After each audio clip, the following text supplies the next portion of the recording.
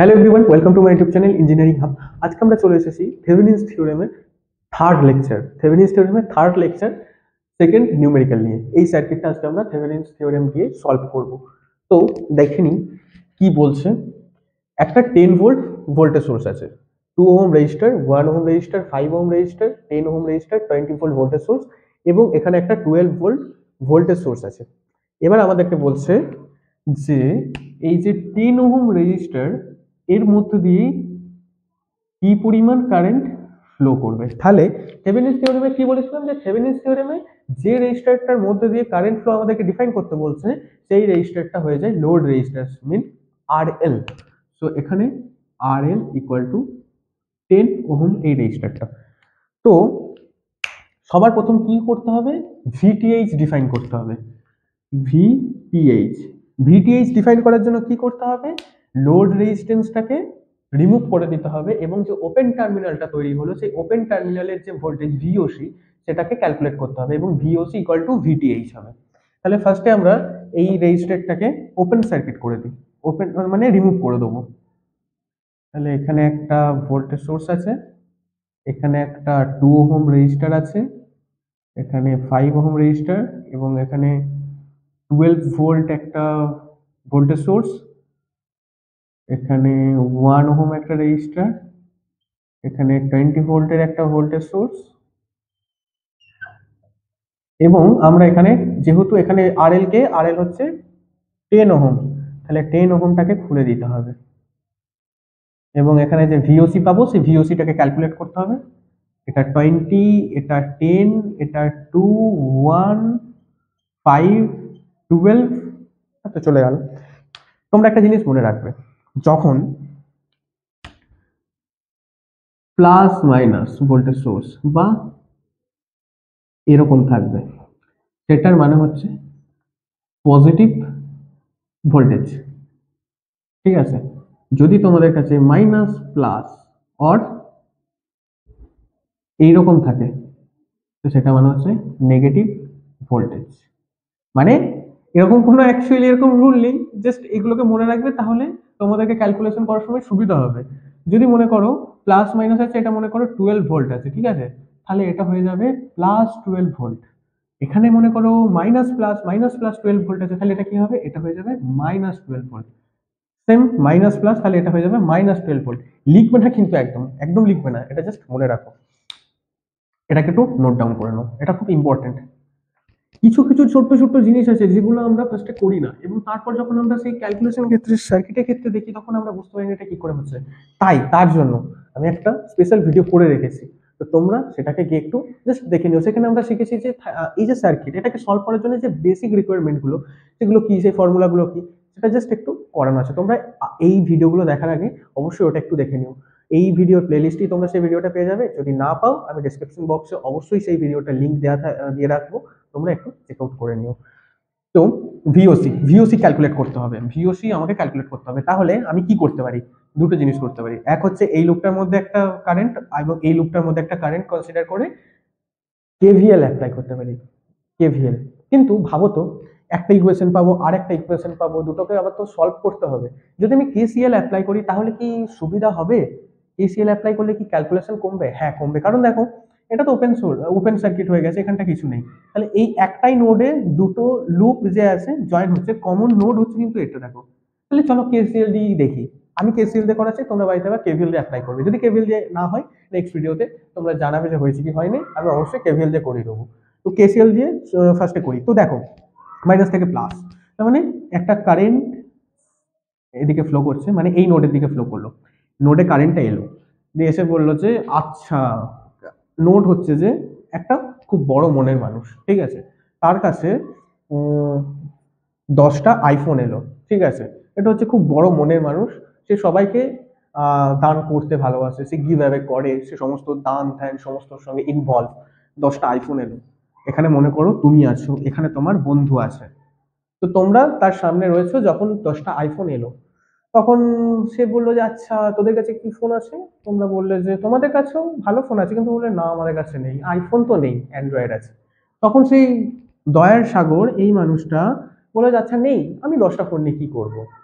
নে তুই একটা নিয়ে নে, তোমাকে একটা দিয়ে দিল, আর তোমার বন্ধু ছিল, আচ্ছা তুইও একটা নিয়ে নে। তার মানে যে কারেন্টটা আসছিল সেটা দুটো ভাগে ডিভাইড হয়ে গেল, মানে 10টা আইফোন যেটা ছিল তোমাকে একটা দিয়ে দিল, তোমাকে একটা দিয়ে দিল, ডিভাইড করে দিল। অথবা মনে করো তার কাছে দুটো আইফোন এলো, তিনটে তিনটে আইফোন এলো, তিনটে আইফোন একটা নিজের কাছে রাখলো, বাকি একটা একটা করে তোমাদের কাছে দিয়ে দিল। অথবা দুটো এলো, একটা তোমাকে দিল, একটা তোমার বন্ধুকে দিয়ে দিল। সেরকমই কারেন্ট এলো এই নোটটার কাছে, নোটটা বললো যে না আমি কারেন্টটা রাখবো না, তোরা নিয়ে নে, তোরা যে টার্মিনাল গুলো রয়েছিস, তোরা যে ইলেকট্রিক্যাল কম্পোনেন্ট গুলো আছিস, তোরা ভাই একটা একটু করে নিয়ে নে, আমি ভাই আমি আমি আমার মতো, আমি ভাই খুব সুখী মানুষ, আমি একা থাকবো, তোরা নিয়ে নে, আমি এত সুখ স্বাচ্ছন্দ্যতে থাকতে ভালোবাসি না, দিয়ে দিল।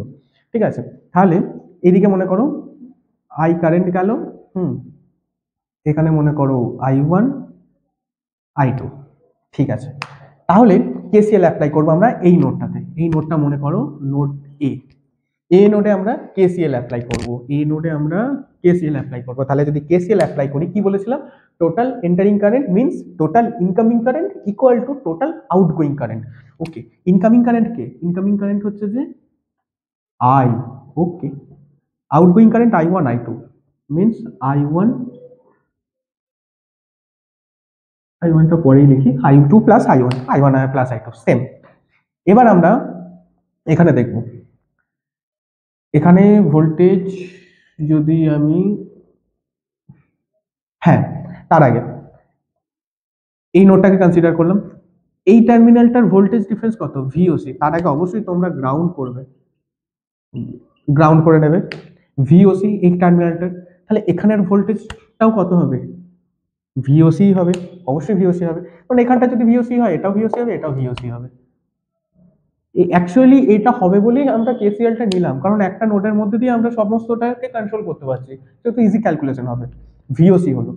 আর এখানের ভোল্টেজটা কত, এই নোডটার ভোল্টেজ, যেহেতু একটা ভোল্টেজ সোর্স রয়েছে 10 ভোল্ট, তার মানে এখানের ভোল্টেজটাও 10 ভোল্ট, এবং এখানে 20, এই নোডটার ভোল্টেজটা কত,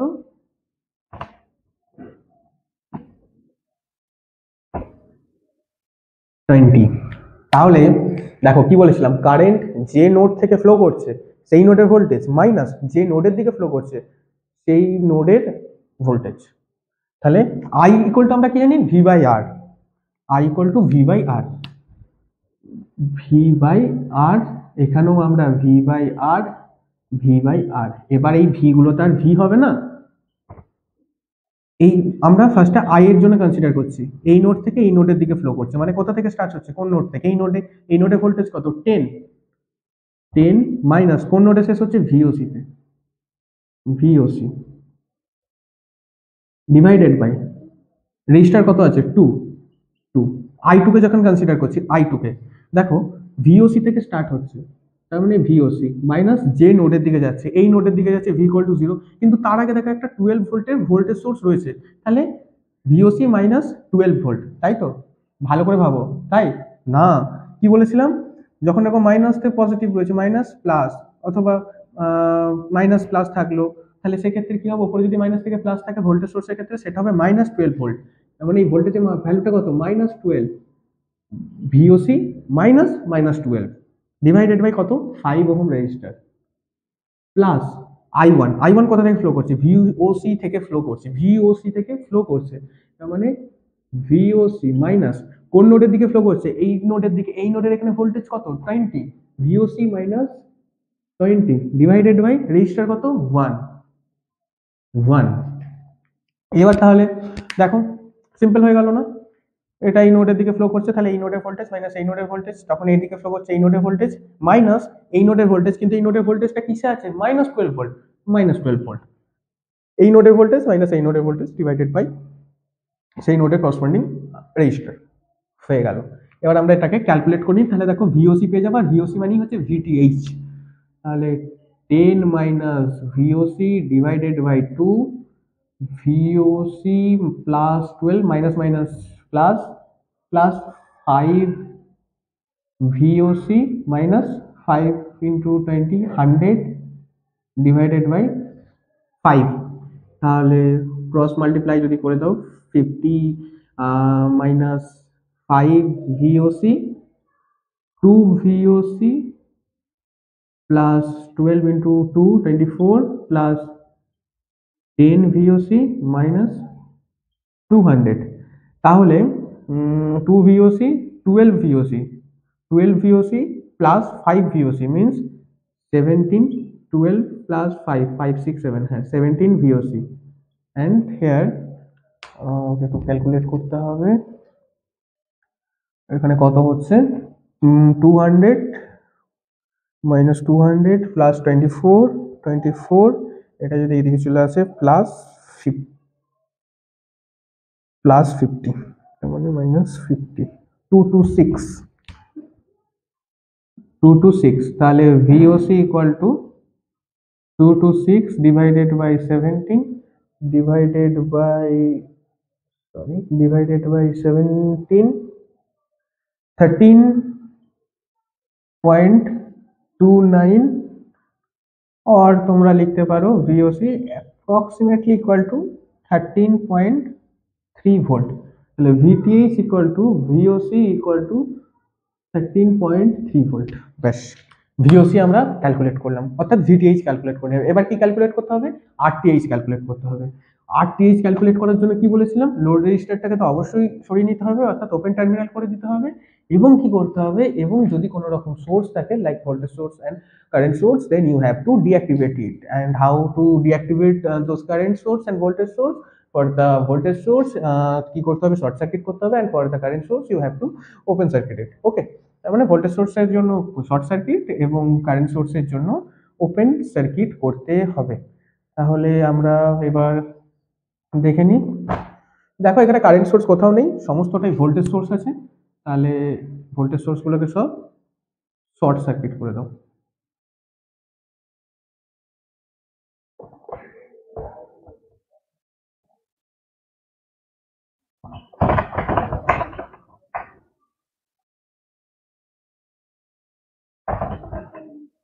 এটা কত আছে, এটা 2 আছে, এটা 1 আছে, ঠিক আছে। এবার RTH ডিফাইন করতে হবে। RTH কি করে করবে? এই রেজিস্ট্যান্সটা, এই সার্কিটটা দেখে একটু কমপ্লেক্স লাগছে, যে ইকুইভ্যালেন্ট রেজিস্ট্যান্সটাকে কিভাবে ডিফাইন করব। ঠিক আছে, তাহলে দেখো আমরা কি করব, এই দুটো টার্মিনাল তো, তাহলে মনে করো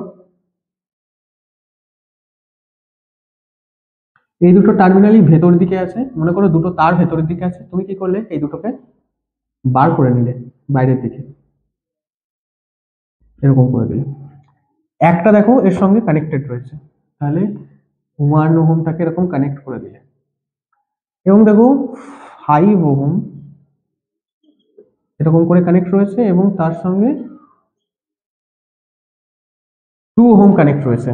তাহলে সার্কিটটাকে যদি আমরা একটু সুন্দর করে আঁকি, কিরকম করে আঁকি, একটু সুন্দর করে আঁকি, তাহলে 1টাকে আমরা এখানে দিতে পারি, 5টা যেমন আছে থাক, 2টাকে আমরা এখানে বসিয়ে দিতে পারি, 2, 5, 1। এবার তোমরা একটু খেয়াল করো তো, ইজি লাগছে একটু, জিনিসটা একটু কি ইজি লাগছে? হ্যাঁ ইজি লাগছে। কি বুঝতে পারছো? এই 2 আর 5টা প্যারালালে আছে, এবং তার সঙ্গে আবার 1টা প্যারালালে আছে, তাহলে সিম্পল সেটাই। আবার কি, RTH equal to 2 parallel 5 parallel 1, তাহলে 10 divided by 2 plus 5, 7 প্যারালাল 1, তাহলে 10/7 divided by 10/7 plus 1, তাহলে উপরে ক্যালকুলেশনটা করছি, RTH equal to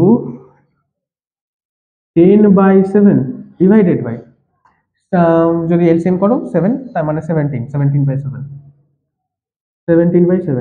cancel out, তাহলে 10/17, 10/17 এর ভ্যালু কত হচ্ছে, 10/17 0.588, তাহলে RTH এর ভ্যালু 0.588, তাই ওহমটা দাও, ওহম অলওয়েজ ইউনিট দেবে, নাহলে সম্পূর্ণ কিন্তু ভুল হয়ে গেল RTH। তাহলে আমরা VTH এন্ড RTH পেয়ে গেলাম। এবার তাহলে আমরা কি করতে পারি, হ্যাঁ তাহলে আমাদের সাফিসিয়েন্ট যেগুলো দরকার ছিল সব হয়ে গেছে, RL জানি, RTH জানি, VTH জানি। এবার আমরা থেভেনিনস ইকুইভ্যালেন্ট সার্কিটটা ড্র করে নিতে পারি। তো থেভেনিনস ইকুইভ্যালেন্ট সার্কিটে কি ভিটিএইচ আরটিএইচ আরএল সমস্তটা সিরিজে কানেক্টেড। তাহলে এখানে VTH RTH and RL, RL RTH, RL এর ভ্যালু কত 10, আরটিএইচ এর ভ্যালু 0.58 অ্যান্ড ভিটিএইচ এর ভ্যালু কত 13.3 ভোল্ট। এগুলো সব ওহম, ওহম কিন্তু লিখবে, আমি লিখছি না, জায়গাটা ছোট যাতে অসুবিধা না হয়। এবার কি বার করতে হবে, I10 মানে রেজিস্টারের মধ্যে দিয়ে যে পরিমাণ কারেন্ট যাচ্ছে, মানে টোটাল সার্কিটটার মধ্যে দিয়ে যে পরিমাণ কারেন্টটা ফ্লো করছে সেটা আমাদেরকে ডিফাইন করতে হবে। তাহলে আমরা ওহমস ল থেকে কি জানি, V equal to IR, I equal to V by R। তাহলে I equal to V by R, এখানে I মানে হচ্ছে I10 মানে 10 ওহম রেজিস্টারের মধ্যে দিয়ে যে পরিমাণ কারেন্টটা ফ্লো করছে, V মিনস হচ্ছে যে VTH এবং R মিন হচ্ছে RTH, তাই না RTH প্লাস RL, দুটো রেজিস্টার আছে না, তাহলে সার্কিটের টোটাল রেজিস্টারটা কত RTH প্লাস RL, VTH কত 13.3 ডিভাইডেড বাই RTH এর value 0.58 plus RL 10, 13.3 divided by 10.58, 13.3 divided by 10.58, 1.25 ampere পেয়ে গেলাম। তাহলে এই যে 10 ওহম রেজিস্টারের মধ্যে দিয়ে যে পরিমাণ কারেন্টটা ফ্লো করছিল সেটার ভ্যালু কত, সেটার ভ্যালু হচ্ছে যে 1.25 অ্যাম্পিয়ার। দেখো তিনটে কারেন্ট কনসিডার করে তিনটি ইকুয়েশন পেতে, সেই তিনটে ইকুয়েশনকে ক্যামার্স রুলস দিয়ে সলভ করে ম্যাট্রিক্স করে ভুল হওয়ার সম্ভাবনা তো ছিল। তো সেখান থেকে আমরা জাস্ট সিম্পল থেভেনিনস থিওরেম অ্যাপ্লাই করে ভিটিএইচ এবং আরটিএইচ ক্যালকুলেট করে থেভেনিনস ইকুইভ্যালেন্ট সার্কিট ড্র করে আমরা আর I10 অর্থাৎ 10 ওহম রেজিস্টারের মধ্যে দিয়ে যে পরিমাণ কারেন্ট ফ্লো করছে সেটা আমরা কি বলে ডিফাইন করে নিলাম। প্রসেসটা শুনতে লেন্থি লাগে, ফার্স্টে ভিটিএইচ ডিফাইন করো, সেখানে ওপেন সার্কিট করতে হবে, তারপর ওপেন সার্কিট ভোল্টেজ যেটা হলো সেটাই হচ্ছে ভিটিএইচ, এবং আরটিএইচ এর ক্ষেত্রে ওপেন সার্কিট করো, সোর্সগুলোকে ডিঅ্যাক্টিভেট করো, আরটিএইচ ডিফাইন করো, তারপরে থেভেনিনস ইকুইভ্যালেন্ট সার্কিট ড্র করো, সেখানের মধ্যে দিয়ে যে সেই সার্কিটের মধ্যে দিয়ে যে পরিমাণ কারেন্ট ফ্লো করছে সেটাই হচ্ছে যে আর এল এর মধ্যে দিয়ে ফ্লো হওয়া কারেন্ট, সেটাকে ডিফাইন করো। শুনতে লেন্থি লাগতে পারে কিন্তু জিনিসটা খুবই ইজি। আর কেভিএল এর ক্ষেত্রে তিনটে কারেন্ট কনসিডার করো, তারপর ইকুয়েশন সলভ করে দাও। শুনতে ইজি লাগে কিন্তু অ্যাকচুয়ালি সেটা হচ্ছে সব থেকে বড় লেন্থি প্রসেস। যেটাই শুনতে তোমার ভালো লাগছে সেটাই যে অ্যাকচুয়াল ঠিক অ্যাকচুয়াল প্রসেস, সেটা কিন্তু কোনো সময় না রিয়েল লাইফের ক্ষেত্রেও। তো হয়ে গেল এই আমাদের সার্কিটের সলভ 1.25 অ্যাম্পিয়ার, আর 1.25 1.2570 ওটা 26ও করে নিতে পারো, দ্যাটস অল। আর কিচ্ছু না, জাস্ট এইটুকুই। তো চলো, যদি তোমাদের ভালো লেগে থাকে তাহলে লাইক শেয়ার সাবস্ক্রাইব তো করবে, বন্ধুদের সঙ্গে শেয়ার করো। আরে এত জেলাস ফিল করো না, সবাইকে শিখতে দাও। সবাই যখন শিখে যাবে তারপর তো অরিজিনাল কম্পিটিশন হবে। আর কেন কম্পিটিশন করছে, নিজের কম্পিটিশন নিজে হও, অন্য কারোর সঙ্গে কম্পিটিশন করে লাভ নেই। আজকে আমি আছি, কালকে তুমি আরো বেটার হতে হবে, জাস্ট এইটুকু। তাই জেলাসি এনো না, সবাই সঙ্গে শেয়ার করে দাও।